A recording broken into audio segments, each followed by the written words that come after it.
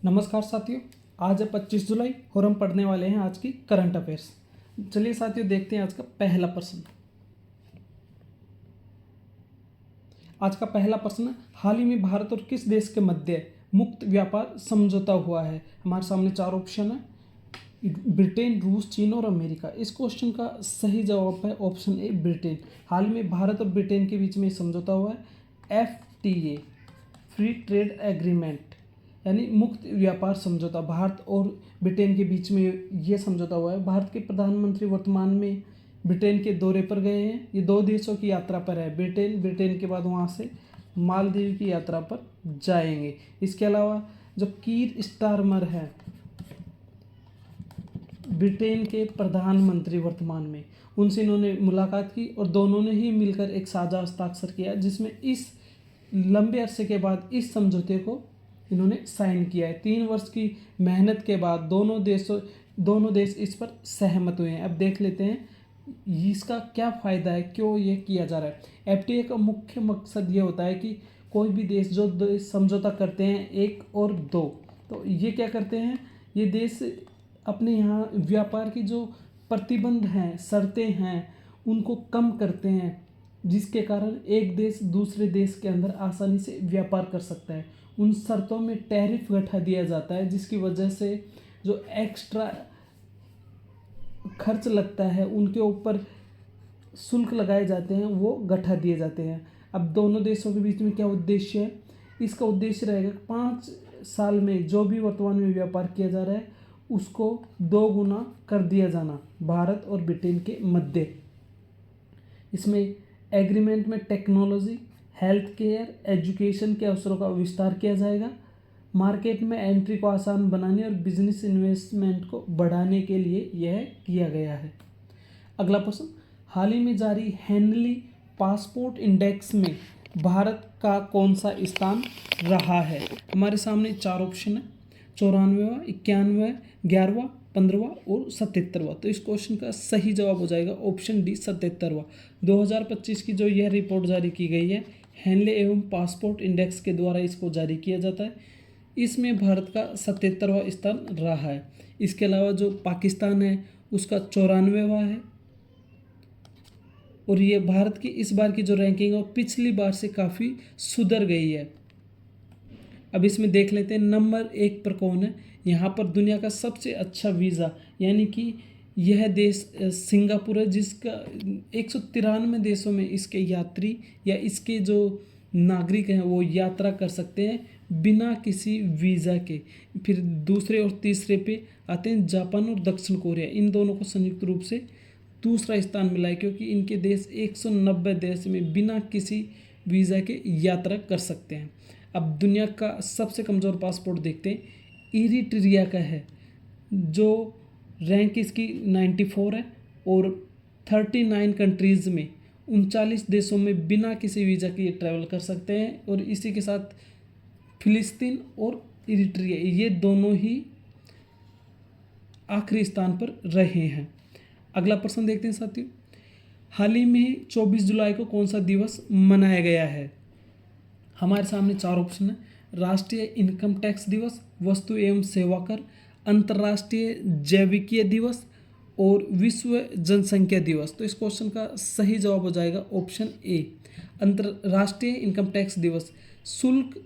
शुल्क दिवस ये मनाया गया है 24 जुलाई को। इसके अलावा 1 जुलाई को मनाया जाता है हमारा वस्तु एवं सेवा कर, यानी कि GST 1 जुलाई को मनाया जाता है।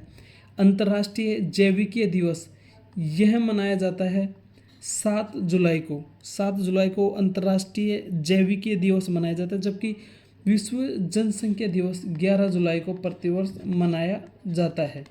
11 जुलाई को विश्व जनसंख्या दिवस मनाया जाता है। अगला प्रश्न, हाल ही में भारत का कौन सा हवाई अड्डा लगातार तीसरी बार विश्व के टॉप 10 हवाई अड्डों में शामिल किया गया है? 4 ऑप्शन है हमारे सामने, दिल्ली, मुंबई, जयपुर और बेंगलोर। तो इस क्वेश्चन का सही जवाब हो जाएगा ऑप्शन बी, मुंबई। मुंबई लगातार दूसरी साल विश्व के जो टॉप 10 हवाई अड्डे हैं उनमें शामिल हुआ है। अगला प्रश्न, हाल ही में थाईलैंड ने किस देश के सैनिक ठिकानों पर हमला किया है? 4 ऑप्शन है, वियतनाम, उत्तर कोरिया, दक्षिण कोरिया और कंबोडिया। तो इस क्वेश्चन का सही जवाब हो जाएगा कंबोडिया। थाईलैंड ने कंबोडिया के जो सैनिक ठिकाने हैं इनके ऊपर हमला किया है। हाल ही में थाईलैंड के सैनिकों ने 10 थाईलैंड के नागरिकों को मार दिया था। उसके जवाब में थाईलैंड ने कंबोडिया के सैनिक ठिकानों पर हमला किया है। अगला प्रश्न, हाल ही में FIDE महिला विश्व कप के फाइनल में पहुंचने वाली भारत की पहली शतरंज खिलाड़ी कौन बनी है? हमारे सामने 4 ऑप्शन है, दिव्या देशमुख, कोनेरू हम्पी, साइना नेहवाल, PV सिंधु। तो इस क्वेश्चन का सही जवाब हो जाएगा दिव्या देशमुख। दिव्या देशमुख हाल ही में FIDE जो महिला विश्व कप का शतरंज है उसके फाइनल में पहुंचने वाली भारत की पहली शतरंज खिलाड़ी बनी है। इसके अलावा इसी में पार्टिसिपेट कर रहे कोनेरू हम्पी। कोनेरू हम्पी सेमीफाइनल में है, जबकि इनका मैच ड्रू है। इसके बाद इसका अगली बाजी में इनका पता लगेगा कि ये कहाँ पर पहुँचते हैं। साइना नेहवाल और PV सिंधु भारत की बैडमिंटन खिलाड़ी हैं। अगले साल जो नेक्स्ट FIDE वर्ल्ड कप जो ये होने वाला है वो भारत में ही आयोजित किया जाएगा। 23 साल के बाद, 23 ईयर्स के बाद यह भारत में आयोजित किया जा रहा है। मत्स्य 6000 परियोजना किस मंत्रालय के डीप ओशन मिशन का हिस्सा है? हमारे सामने 4 ऑप्शन है, रक्षा मंत्रालय, पृथ्वी विज्ञान मंत्रालय, गृह मंत्रालय या पंचायती राज मंत्रालय। तो इस क्वेश्चन का सही जवाब है ऑप्शन बी, पृथ्वी विज्ञान मंत्रालय। इसके द्वारा इस परियोजना को जारी किया जा रहा है। यहाँ पे देखते हैं रक्षा मंत्रालय, गृह मंत्रालय और पंचायती राज मंत्रालय, इन सभी का स्थान बदल के नई बिल्डिंग में यहाँ पे शिफ्ट किया जा रहा है नई दिल्ली के अंदर। अगला प्रश्न, ग्लोबल फाइनेंस मैगजीन द्वारा SBI को 2025 का विश्व का सर्वश्रेष्ठ उपभोक्ता बैंक घोषित किया गया है। इस क्वेश्चन का सही जवाब है option C, State Bank of India को। ये क्वेश्चन में ही इसका आंसर दे दिया है गलती से। ग्लोबल फाइनेंस मैगजीन के द्वारा विश्व का सर्वश्रेष्ठ उपभोक्ता bank state Bank of India को घोषित किया गया है। अगला प्रश्न, राष्ट्रीय थर्मल इंजीनियरिंग दिवस कब मनाया गया है? 4 ऑप्शन हमारे सामने हैं, 20 जुलाई, 22 जुलाई, 23 जुलाई या 24 जुलाई। क्वेश्चन का सही आंसर है 24 जुलाई को राष्ट्रीय तापीय इंजीनियरिंग दिवस 24 जुलाई को मनाया गया है। इसके अलावा देख लेते हैं 20 जुलाई को अंतर्राष्ट्रीय चंद्रमा दिवस और अंतर्राष्ट्रीय शतरंज दिवस 20 जुलाई को मनाया गया है। इसके अलावा राष्ट्रीय ध्वज दिवस और विश्व मस्तिष्क दिवस 22 जुलाई को, राष्ट्रीय ध्वज दिवस और विश्व मस्तिष्क दिवस 22 जुलाई को मनाया गया है। अब 23 जुलाई में चंद्रशेखर आज़ाद एवं बाल गंगाधर तिलक की जयंती, इसके साथ ही नेशनल ब्रॉडकास्टिंग डे 23 जुलाई को मनाया गया है।